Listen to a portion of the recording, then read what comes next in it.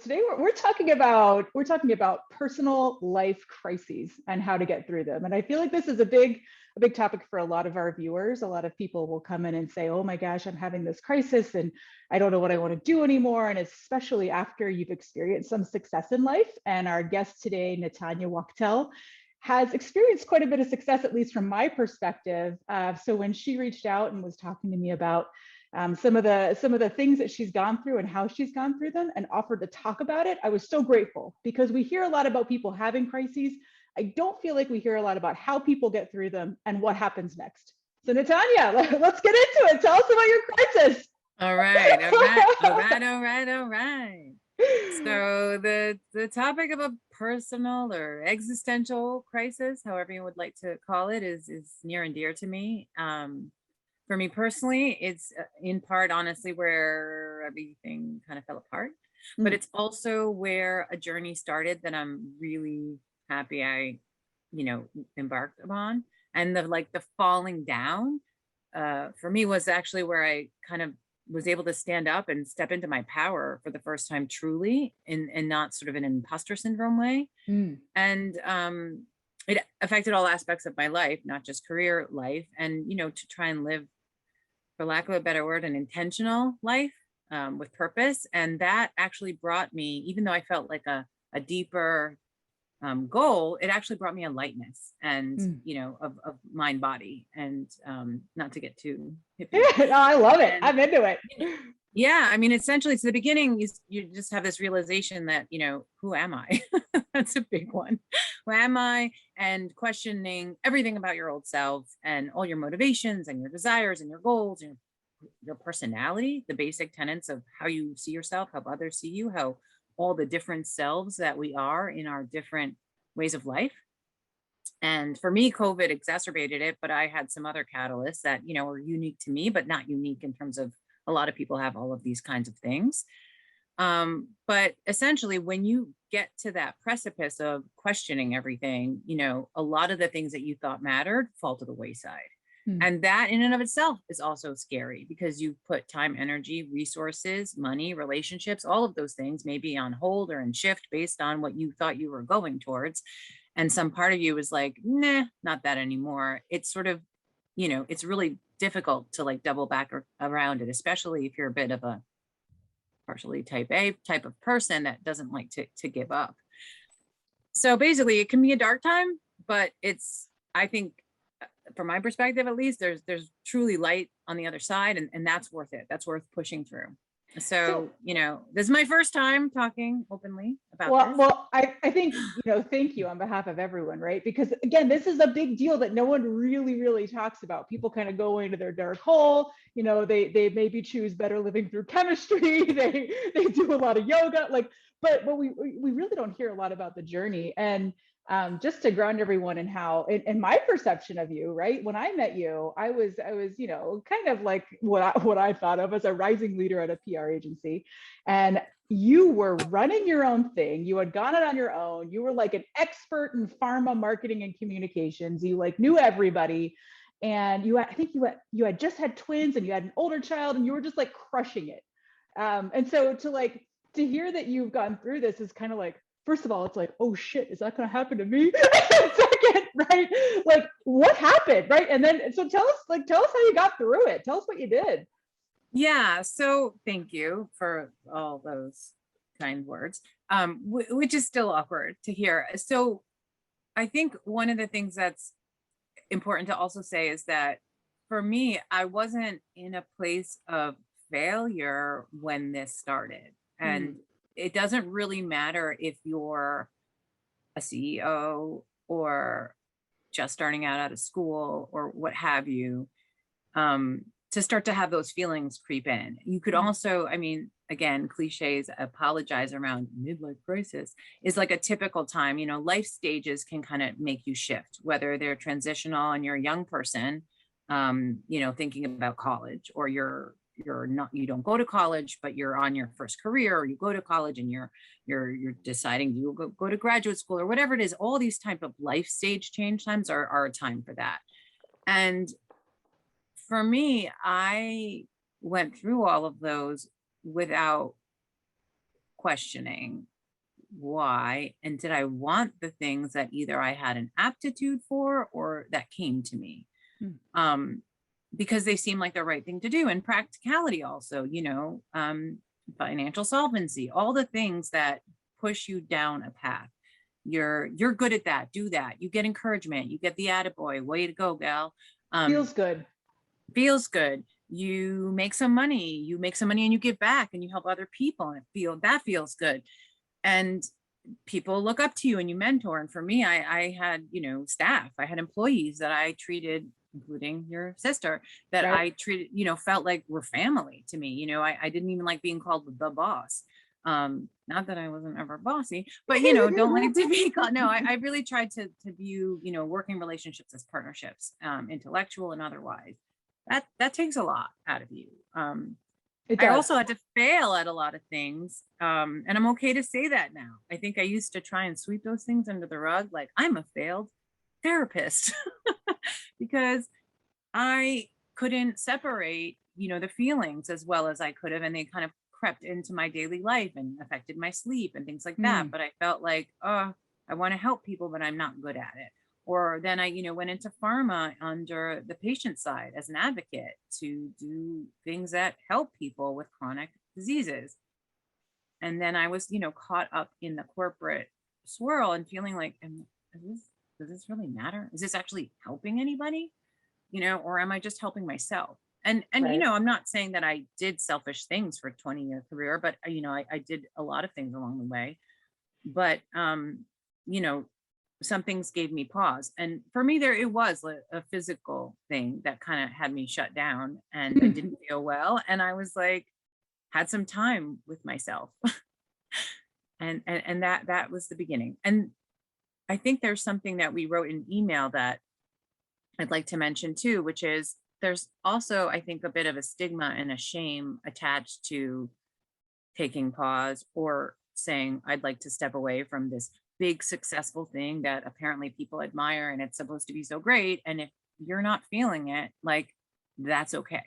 And I don't know if I had ever given myself the permission to do that. Especially if it's, I would always say, don't leave your job until you have your next job to anyone I'd ever advise or speak Yeah. with. And here I am, like, I don't know what I want. I don't even know if I want to be in this industry. So I'm going to just stop. For me, I had to like kind of worry about some of the staff and make sure everybody, so that it took a while, like 6 months, but in that time.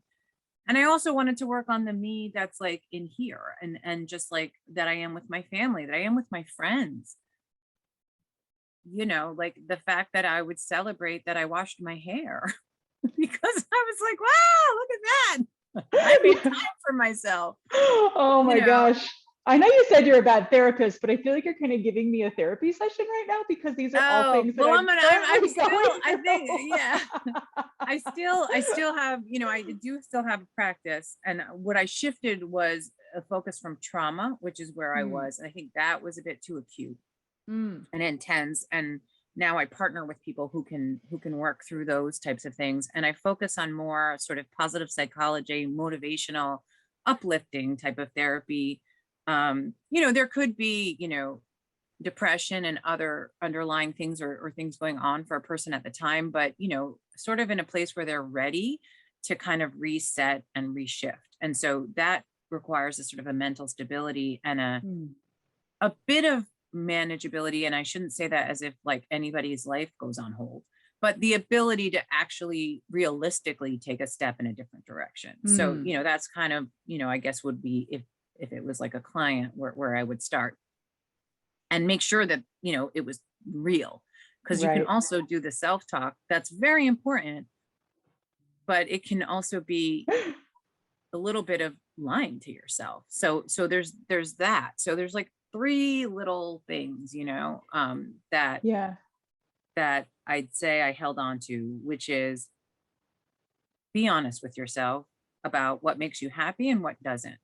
And then maybe even write it down. It seems really silly, but just without a filter, as authentically as you can, write it down. And those things you write down may be completely unrelated to what you think should be your job.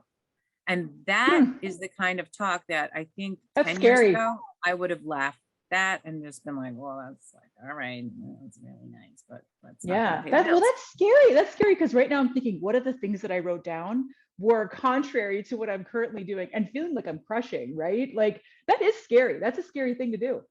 It's so banal too. Like, it's not like a big deal. You can write it on a Post-it. You can write it on your hand. You can, you know what I mean? Like, this is not your new thesis. Like, and it's Right. also not, it's the flu. And then two is, I guess, embrace the fluidity. So the flow, right? So that this is time, we experience time so in such a linear way most of our lives, and we're racing the clock. We're racing the clock.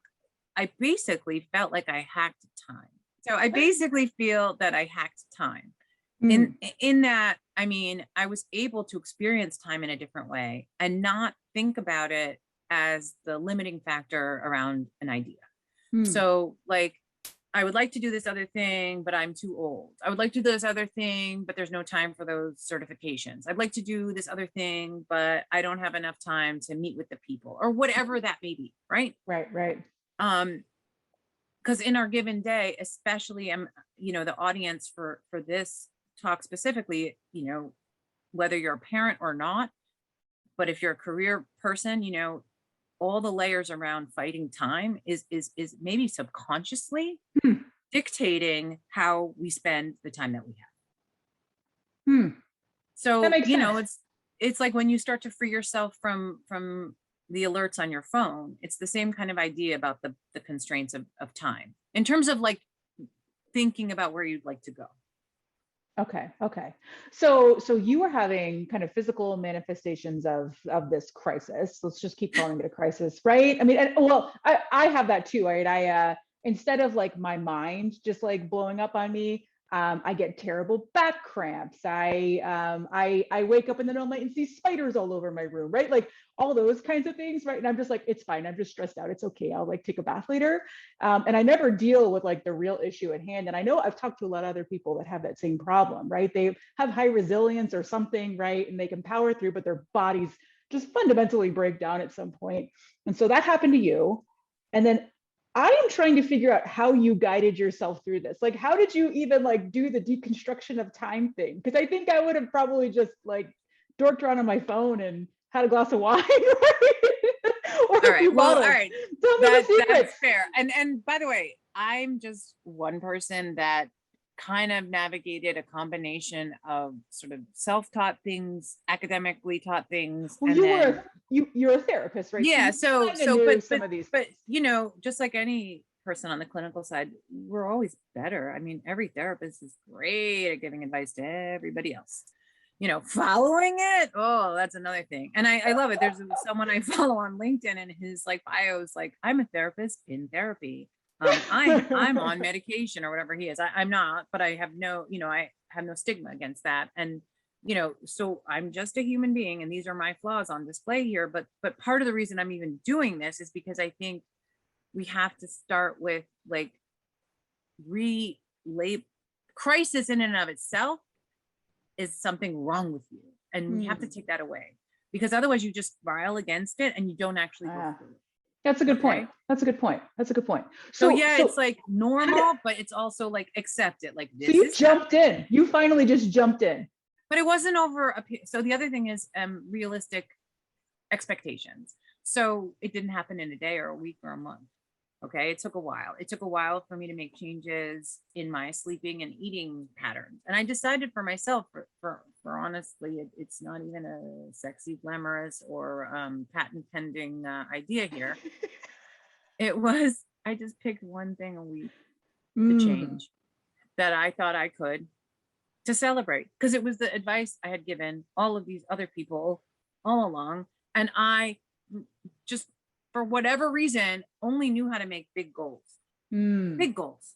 Go towards you've done big things, so that's good. Build a business, do another thing, So, we're going to do a scholarship program. I was like, $5,000. Can't we give them a whole scholarship? That'll make a difference. So I always am with bigger, more. So that's my personality. And I was like, why don't I try and just do the opposite?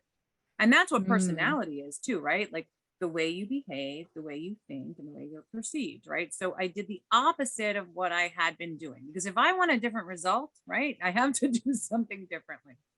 So I said, what if I make a small goal? A small goal that probably no one in my immediate family or my life would even notice, but I will. And I want to make myself accountable to that goal. And that's how I started. And there were things for me personally. For me, I'm really, really, really in the hippie zone of the mind body work thing. So I'm still very productive. Now I'm doing still many, many things, but I don't feel the swirl and the constant stress because my body feels strong. I gave up caffeine. You know, I get up in the morning and I face the day. And so, like, all I did, and it's really terrible to say, all I did was start to kind of practice and live like a truthful, for within myself, like connection to the world that I had advised people from chronic conditions when they were overwhelmed with a terrible diagnosis, for people in a family practice setting, people going through a divorce, you know, whatever that may be. We'd always break it down. That's what we would do, right? How do you do it? You break it. And so I decided, oh, maybe I should do that for me. And part of the thing is honoring those small things all become the you that you are. And that's something that, for whatever reason, I deprioritized. I thought only, like, you just have to be this self that you need to be and just be that person. Just bootstrap yourself and tomorrow go out and be that other person.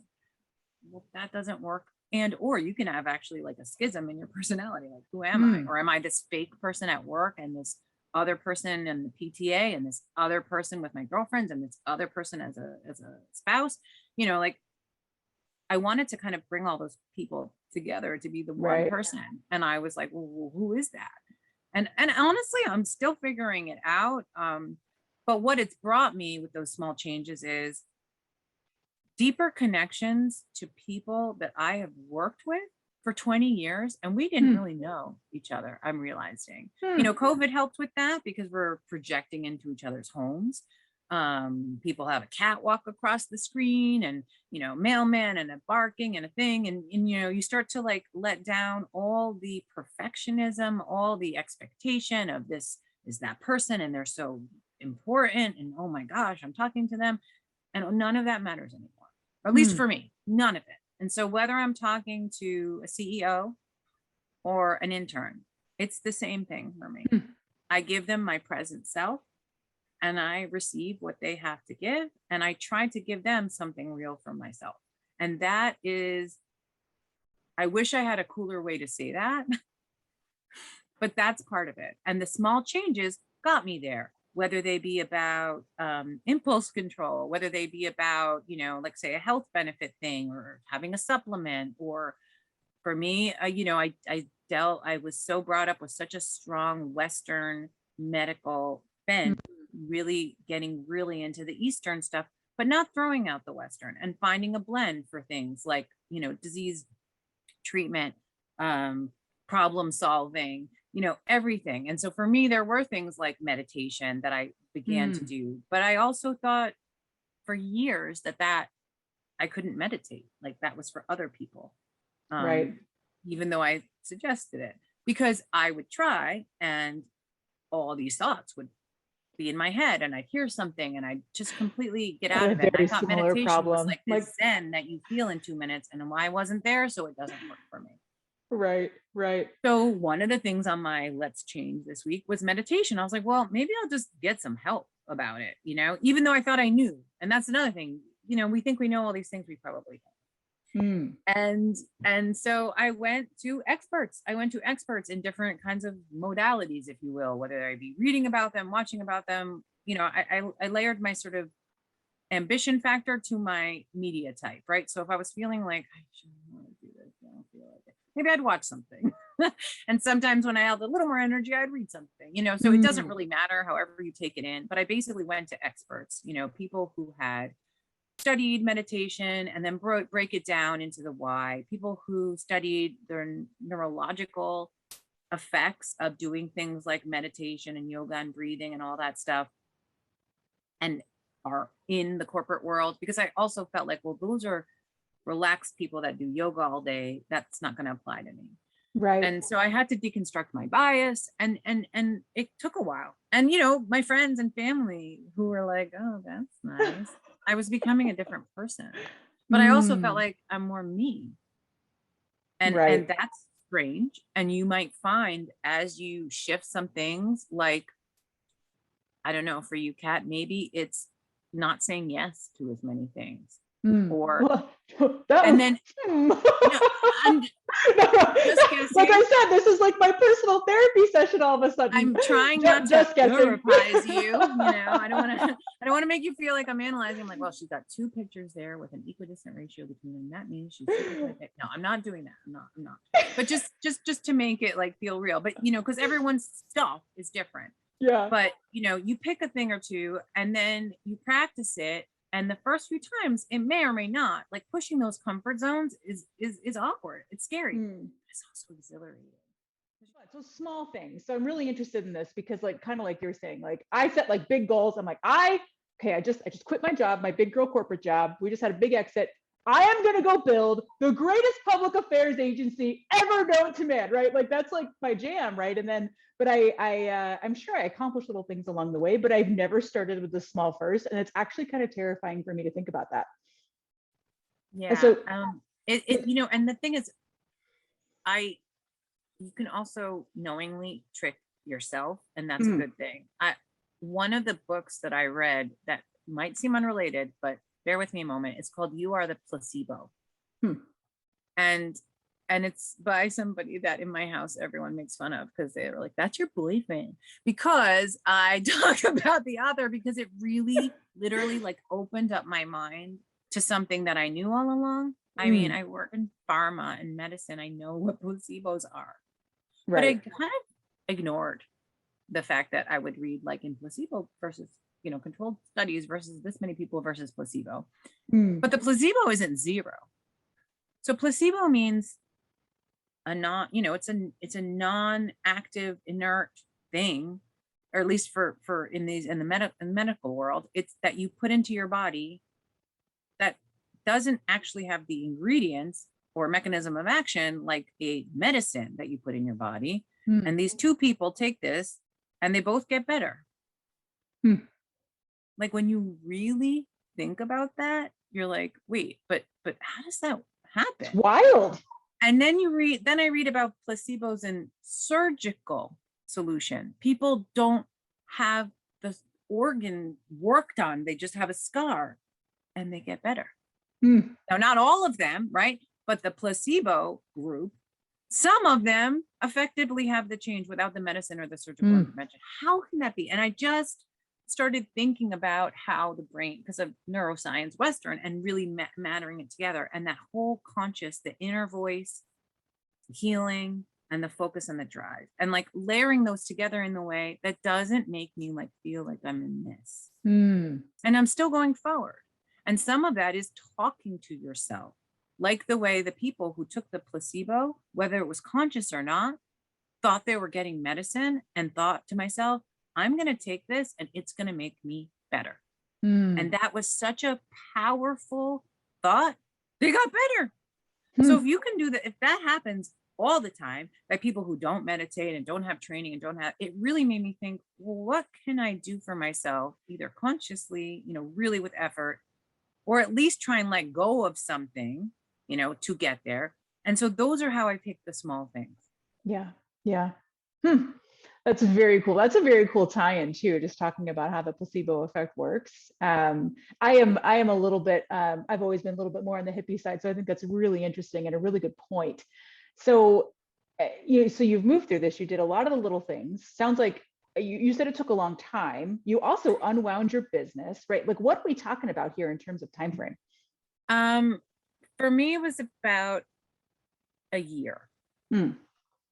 And I think, a year was symbolic because it has a beginning and an end that's measured by all the people around you.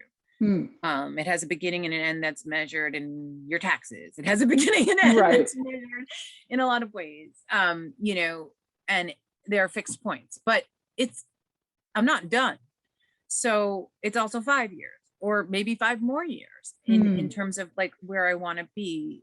Some of them, they're not the greatest things to admit, but I guess now the filters are all off. Like I'd like to still work on my patience with some people and some things. I still find myself getting to that place where with the children, we talk about like the bubbling up of your emotions that can be expressed as anger or frustration or bitchiness or whatever you want to call it. And things just don't bother me in the same way. Because when I start to feel it, I just literally go, I need a minute, and I'll like either walk away. I may even under my breath, but I pull myself away to like recognize that this is happening and then think, how can I shift this? Is there anything I can do? Because riling against something that you can't do anything against just makes everybody upset, or you just not the nicest version of yourself. And so I truly, truly don't care about some of the shit. Sorry, that's the best word that I used to, and that was freeing. So I still care about being on time neurotically, but I don't care about being to everything all the time. Does that make sense? That does make sense. That does make sense. It's almost like your quality over quantity argument, right? Yeah. And then for like the eating, sleeping thing, like I used to almost wear no sleep as a badge of honor for some reason. Like, oh, do you ever sleep? Nah, whatever. Keep going, keep going. I'll do this tonight. Well, how about no? How about I am made of flesh and blood and bone and cells that need to recharge? And I know this. I know this. So I'm going to hack my sleep. How do I do it? I guess I'm going to have to like put myself to bed on a schedule. I don't schedules. So like things that I just wouldn't do. I said, let me just try this stuff that other people do and seem to be doing well. And it helps them of all walks of life. So I focused on things like sleep, on commitments, on my self-talk. All those little things are all part of who you are. I also focused on other concrete functional things, of course, as well. And I decided to use some time for, renewing some certifications and things like that, and going towards things that mattered on a career level as well. But really not for anybody else, really not for the financial reward. I just was hoping that if I was putting enough effort into trying to be a little better today than I was yesterday, that stuff will fall into place. I don't know if that's for everyone, but that's what guided me. Yeah. Well, I love that. And so, speaking of moving into new things that you love, so I know we're moving back into like corporate life is amazing, right? But you've taken on a role in a startup, Evermore. You're the chief community officer. From what I can tell, there's a lot of feel good, awesome stuff going on there. Was that part of your journey to end up Absolutely, there? Absolutely. So as I explored a couple things. I mean, I can tell you what they are. I'll just say I explored a couple things that I had sort of had an interest in, that list we talked about, right? Yep. So that list may not even be your list in the end. And that's okay. It's like a brainstorm when everyone says no idea isn't good, right? And even in corporate settings and brainstorm, I would never, sometimes I would sit there in my head, but I wouldn't have ideas like that. I would maybe shout out 75 things, but like all of them were thinking about like budget, resources. I really didn't know how to let go because God forbid I was wrong. God forbid I was right. I might have to go to a dark space with some candles and work on my list after this. Like, maybe don't say something stupid or that people will think is stupid, or you don't know what you're talking about, or you shouldn't be here. And nope, it's literally the time when there are like toys on the table and I couldn't unwind. And also I was a teacher, like early career wise. And I would tell young people, little kids, like to be a certain way. And I started to realize that I forgot all those things as an adult. And why they actually are really useful in the now.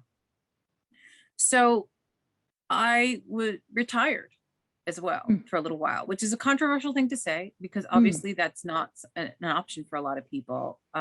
for me, I worked so hard that I could retire for a little while. And retired for me didn't mean not do anything. Because I still don't know how to do that. Yeah. I thrust myself into volunteerism and activism things, to feel, because I was searching for purpose, right? So I thought, well, let me just try things, put myself out there, and then figure out what the next thing will be. And so it was nonprofit world really spoke to me, and that's where I landed. And it wound up working with a lot of young people and betterment, right? So getting access to money, scholarships, mentorship, opportunities, those kinds of things. Quite frankly, in a lot of underprivileged communities, using my privilege to stand other people up, right? But it wasn't like, abuse victims like I had been trying to do in therapy. This was people who just didn't have access and resources. Not that that's not nothing, but just that it was sort of, I could do it without feeling traumatized. I could do it and in one day see change. Maybe that change was getting more backpacks in a backpack drive from 100 to 500 just by Facebook. And writing to friends and saying, hey, I bet everybody can donate a little bit or whatever. And then you're like, oh, if I can do that, like you, I still want to grow it.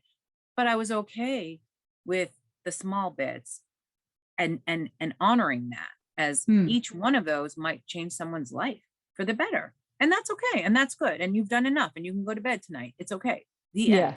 Yeah. And then the next day, pick another thing. And so Evermore, not to be too evangelical in this moment, really spoke to me on so many levels. And interestingly enough, the founder, Ivy, was someone I worked with before and respected and liked. And so that's fantastic. But for whatever reason, the algorithms of social media, I actually hadn't noticed what she had been working on and posting on, LinkedIn and even, Facebook, other channels, Insta, whatever. Because I wasn't on them that much, or I still try not to spend too much time there. It's sort of a necessary evil, but not too much. But some other folks that I respected and had actually done other type of investment things with in the space, our advisors were involved and were like, hey, just reached out and said, have you seen this? Because I think you'd really be interested. It was initially from an investment perspective. And I did. And I was just like, I felt that feeling, and this is probably a terrible analogy, and this is being recorded, but this is the first thing that comes to mind, like a first crush. I love it. I love it. That feeling when you're like, yeah, like that feels good. Yeah. And it was also uncomfortable. I completely felt insecure and like, why do I feel this? This is weird. I felt my body wiggling while I'm talking to Ivy.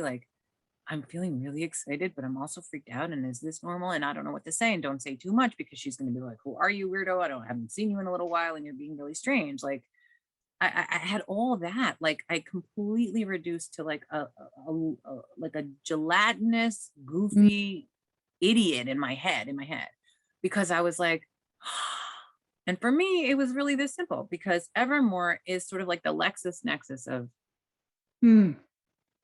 wellness, betterment, youth, and tech. Those are all things that were really important to me. I'm not a tech master, but I'm always tech adjacent. I find it fascinating. I want to know enough to know how to leverage, harness, partner, borrow, beg, steal, whatever, to get to where we need to go. And tech is just really an enablement tool for that, and especially with this AI and mind tech. I wanted to connect with something that was built by people that I respect and their motivations. And again, this sounds like a Hallmark card, but I hope it's received, by your viewers as genuine, without the monetary drive forward. So all the things Ivy was sharing with me about the creation and her mission and vision in terms of empathy AI, in terms of ethical standards for how the AI is used and the data is used as the priorities. And this wasn't even in the App Store yet, right? So all the things that were very important to her really spoke to me. And then was the magic of what she had built. So for me, it was just I want to be a part of this. I don't want to just invest in this. What can I do? So I thought in that blubbery moment, I was like, do you run an intern program? Because it was spring and, for thinking ahead to summer. And she said, no, she had gone through an incubator. They had a lot of youth advisors. They had series of programs, but they didn't have one right then. I said, because I have access to a lot of young people from the nonprofits that I work on, from my own house. No, for a little bit of crowded driveway right now. So I said, maybe I could do that, get them together as I get to know this platform, this app, this tool for betterment. Maybe I could, connect you, because I have access to a lot of young people, and see how we use them as advisors. And she was like, wow, that would be wonderful. Great. So obviously that kind of started to take off. I got more entrenched. And then I basically kept asking, like, oh, would you like help with that? Or would you like to connect me here? And so until she said, like, do you want to, join me? And I'm not, and for those of you who don't know, I am not shy. I'm probably the opposite of shy. I'm learning how to be shy. So it was very strange. You're learning how to be shy. Well, like to approach something with a sensitivity to, I don't know what I'm doing. I don't know how I'm being received. I don't know if this is the right thing. And I want to proceed cautiously. And it was so strange, but so wonderful. And she just kept smiling at me and saying that would be wonderful. And this is a discerning person who is brilliant. And I essentially got to connect with the advisors, who all, many of them are top 20 in their fields, multiple doctorates. Like, I was like, oh my gosh, I feel like the schlub of this group, and, it was a little intimidating, but at the same time, so welcoming. Everyone there was about betterment of others in some fashion, right? So that's really how I got here. And so titles like CMO or COO or whatever, I think the title changed 3 times, they're necessary evil too. It's like the social media feeling, but because then people understand that, other organizations, investors, that kind of thing. But for me, it really means making sure this brand, this product, it's an app. Should I say what it is? I don't want to be. Yeah. Tell us what it is. Yeah. Okay. So it's, I'm really proud of it too, actually, like in terms of, I feel like, we're going to change the world, but like, I feel like it. It's essentially taking away all of the pretense from the Instagram influencer set, if you will, and getting rid of all of that. In fact, it's a Netflix special, which I would love everyone to check out, called The Social Dilemma. I don't know if you saw it. And Evermore is actually featured as one of, Tech for Good, one of the good guys. The founders in Facebook and Insta and all that go on there and talk about how essentially what they initially envisioned or what was created is basically hurting people more than ever, right? So young people in particular, you must have seen the news about, suicide and all the stuff that's on the rise. And why? Well, even before COVID, but COVID has exacerbated this isolation, the judgment, the putting the you that you are, on display. And, all of that is what is now like their daily life, and not like, hey, let's just go meet for pizza and talk, down the street. And there's all this pretense and all this like self focus, right? How you look and the filters and all that. And not everyone looks the same, and not everyone's comfortable in their skin, and not everyone wants to talk about themselves all the time, and not everyone wants to share this and that, and not everyone has the means to buy this and that. That is the cool thing and feels less than. Not everyone has a family that supports them that they are inside. You know what I'm trying to say? So there's all those layers. And what does social media do for that? And mostly people, when they are vulnerable, there's a lot of attacks that happen to people who share their true self. So Ivy had this vision to create, a space where that was all put away.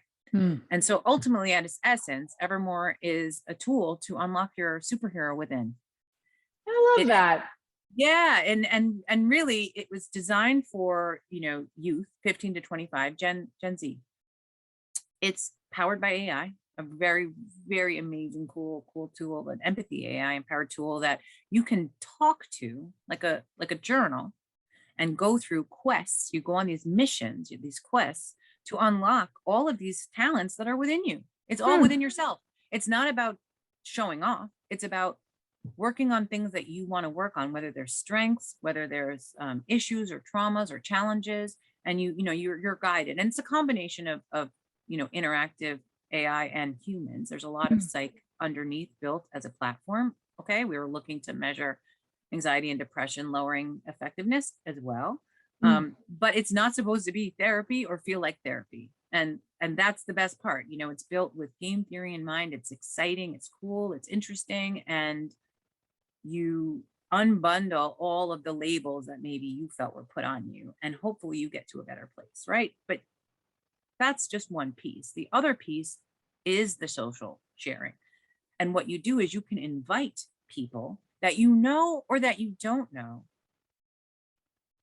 and on a number of different levers. So like, instead of like, I think I'm cute and I have this red car and you want to look at it, it's more like, hey, I struggled with a really bad breakup. Is anyone out there like open to talking about that too? Or, I'm struggling with my gender identity. Is there anyone out there I can talk to about that in private? And you can choose what bits of the you that you are, or the you that you're trying to be, you want to connect with other people, to kind of find a common ground, to be less isolated, to be less alone, and have it be authentic. And you can adjust your permissions over every single thing that you say and want to share.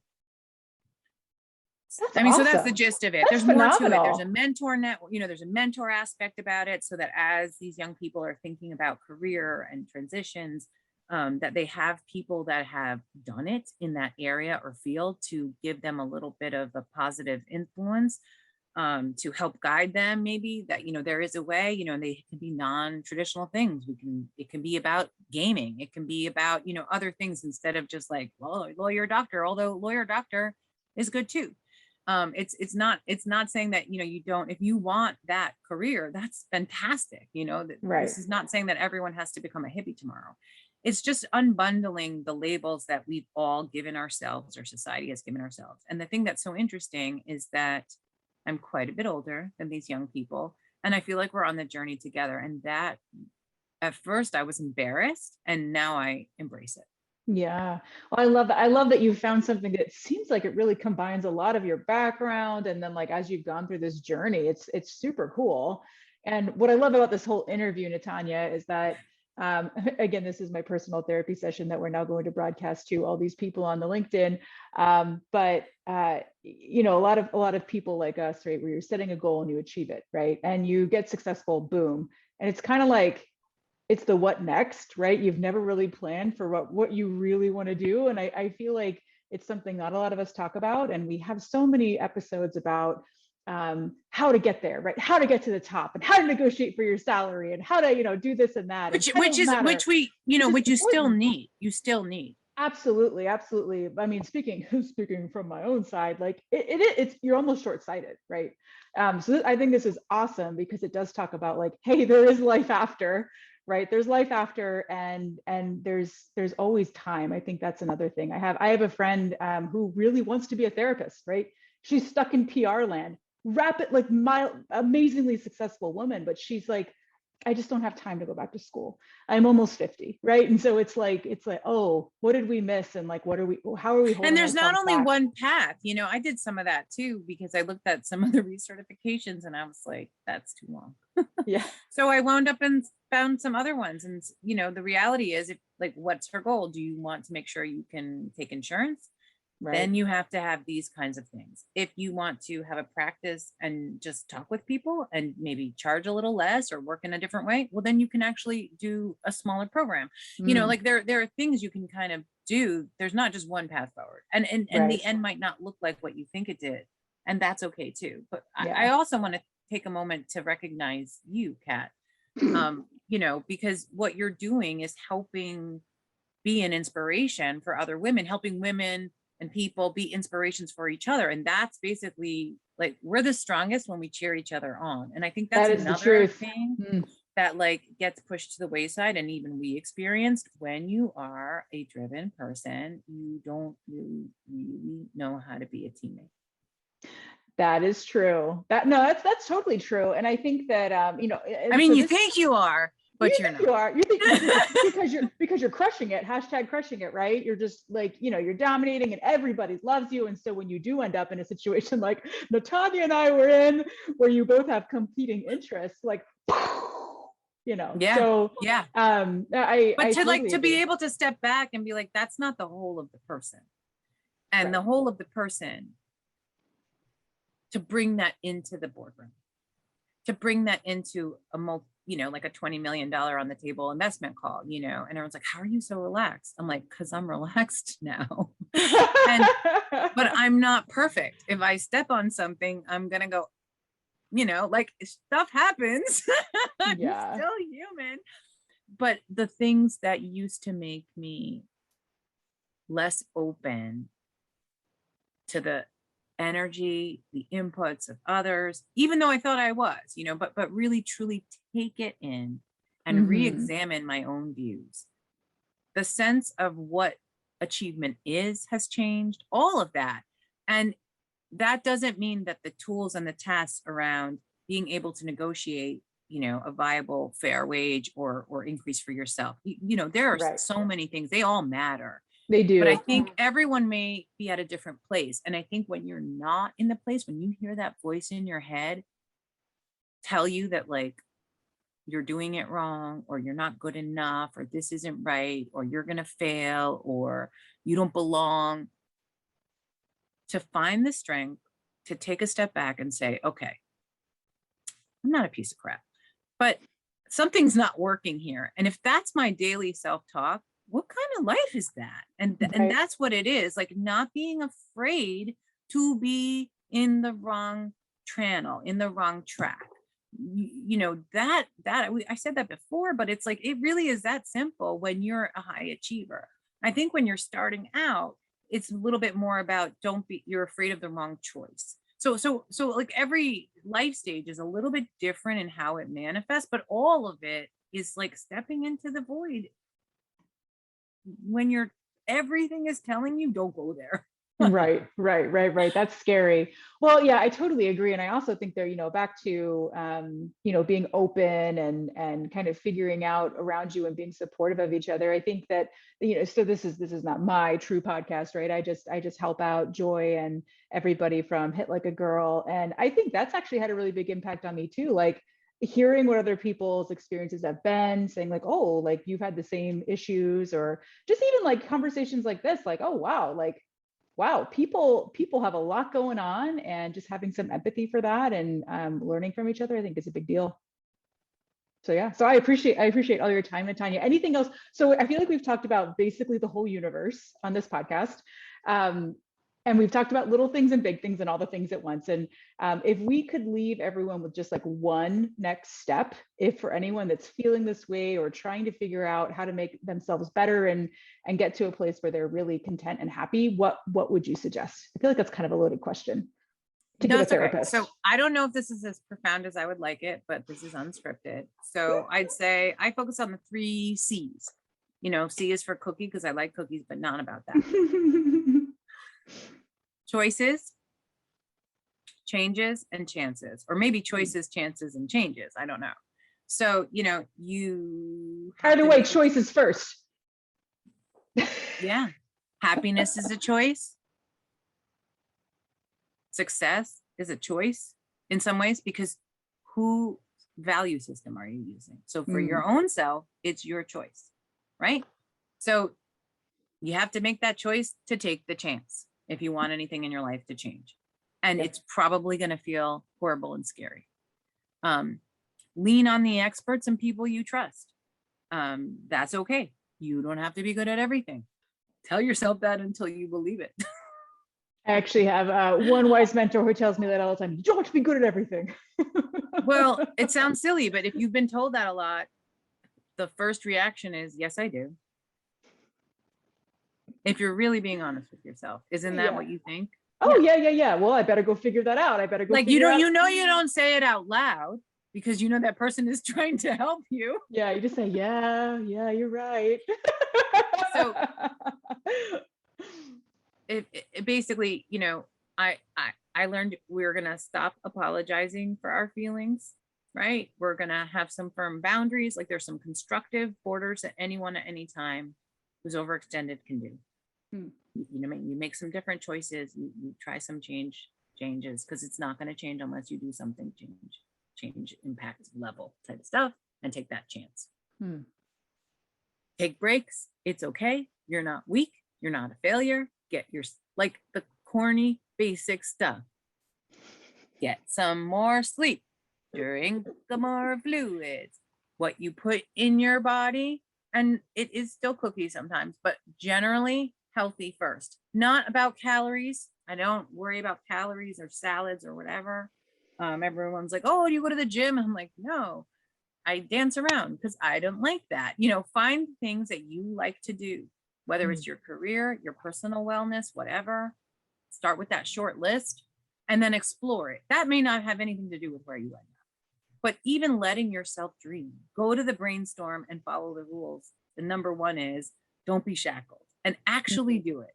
And for some of you, or at least for myself, I had to start in a very private way because it was terrifying. I felt like a fraud. Everyone thinks I'm so together and I feel like, what the hell am I doing? So that was the first step, to like let go of that guilt and feeling and worry. Take a chance, make a choice, make a change.